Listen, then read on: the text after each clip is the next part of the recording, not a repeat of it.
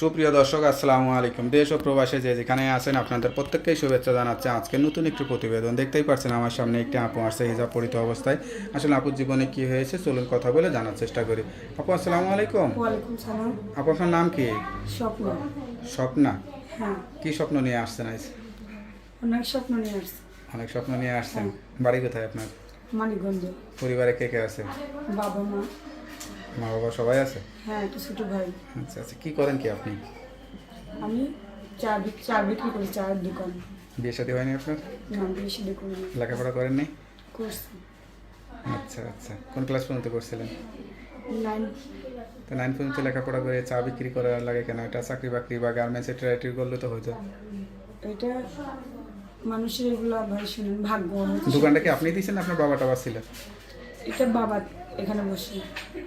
বাবা আছে, মা বাবা আছে? হ্যাঁ, বাবা মা আছে। বাবার পাশাপাশি বেছেন না আপনি কন্টিনিউ বেছেন? দুঃখের কথা এখন বলতে পারি না ভাই, আমাদের শহরের মধ্যে ছিল মানিকগঞ্জ। আচ্ছা আচ্ছা ওখানে আমাদের দোকান টোকান সব ভাঙচুর করে ফেলেছে।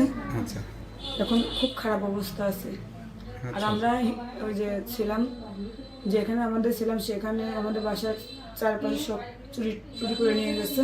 এখন আমরা অনেক কষ্টে আসছি। আপনার দোকানটাকে ভেঙে হ্যাঁ, নিয়ে ফেলছেন? দোকানটাও ভেঙে ফেলেছে। খুবই তো অবস্থা খারাপ। তা এখন মানে কোনো সহযোগিতার উদ্দেশ্যে আসছেন নাকি জীবনসঙ্গীর উদ্দেশ্যে আসছেন? আমি সাহায্য সহযোগিতা চাই, আমার একটা জীবন সঙ্গী আছে।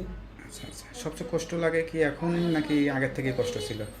আগে থেকে থাকলেও চলার মতো ছিল, হ্যাঁ। নিজে চলতে পারতাম। যেখানে বিক্রি করলে 2টা টাকা আসতো, বাসা পেটে ভাত যাইতো, এখন তো সেটাও নেই। আচ্ছা আচ্ছা, তা বিয়ে শাদী করতে হবে, একটা মেয়ে তো বিয়ের বয়স হলে বিয়ে শাদী দিতে চায়, তা পরিবার থেকে কি এরকম চেষ্টা করে নাই? হুম? পরিবার থেকে কি বিয়ে দেওয়ার জন্য আপনার জন্য কোনো চেষ্টা করে নাই পরিবার হ্যাঁ, থেকে? চেষ্টা করছিল, হ্যাঁ, খালি যৌতুকের কথা বলে। তা আপনি তো দেখতে শুনতে মনে হয় ভালো, তাহলে এই যৌতুক কেন চাই সেটাই তো যৌতুক বুঝতেছি না। এটা হচ্ছে বাংলাদেশে এটা কাটছে। আচ্ছা, এটা মোটামুটি সবাই- আবার লেখাপড়াও জানেন, সবসময় কি পর্দা অবস্থায় চলেন? হ্যাঁ, এভাবেই চলে। দোকানেও বসেন, এইভাবেই বসেন? হ্যাঁ, আচ্ছা আচ্ছা। বেশিরভাগ আমার বাবা বসতো, এখন তো আমাদের পায়ের তোলা কোনো মাঠ নেই। হুম, জায়গা জমি টমি কিচ্ছু নাই? না, আমাদের বাড়িটা হচ্ছে বেউতাঘাট, চিনেন? মানিকগঞ্জে বেউতাঘাট। আমি অবশ্য ওদিকে যাই নাই, মানে গঞ্জ তো চিনি। হ্যাঁ, জি। নদীর পাড়ে বেউতাঘাট। আচ্ছা আচ্ছা, ওইখানে ওটা আপনার? হ্যাঁ, মানিকগঞ্জ, এটার কথা বলে সবাই চিনে বেউতাঘাট।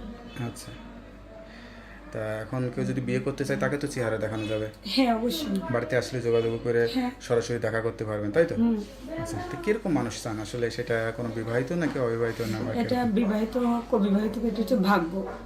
আমার ভাগ্য যেটা আছে সেটাই হবে। আচ্ছা আচ্ছা, তো আপনার সঙ্গে কীভাবে যোগাযোগ করবে? আমার নাম্বার আছে। নাম্বারটা কি মুখস্থ আছে? তা নাম্বারটা আমার কাছে দেন, আমি দেখে আচ্ছা, বলে আপনি দিই। বলেন। হ্যালো বিয়া, শুনতে পারলেন এক অসহায় গরিব ঘরের মেয়ে, এতটাই গরিব আসলে বলে ভাষায় প্রকাশ করার মতো না। সব কথা শুনে যদি কেউ মায়া দয়া লাগে, খোঁজখবর নিয়ে যদি জীবনসঙ্গী করতে চান অবশ্যই তাড়াতাড়ি এই নাম্বারে যোগাযোগ করবেন। তার নাম্বারটি হচ্ছে 017735444523। নাম্বারটা আবার বলে দিচ্ছি, 017735444523। নাম্বারটা খোলা থাকে তো? হ্যাঁ, অবশ্যই। যাই হোক, নাম্বারটা খোলা রাখবেন। জীবনে যত কষ্টই হোক না কেন ধৈর্য ধরবেন, আল্লাহর প্রতি বিশ্বাস রাখবেন, আল্লাহ আপনার মঙ্গল করবে, ভালো করবে। হ্যাঁ, এটা। তা আপু ভালো থাকেন, দোয়া আচ্ছা, করি। আপনি আসসালামু ভালো থাকবেন। আলাইকুম। ওয়ালাইকুম আসসালাম।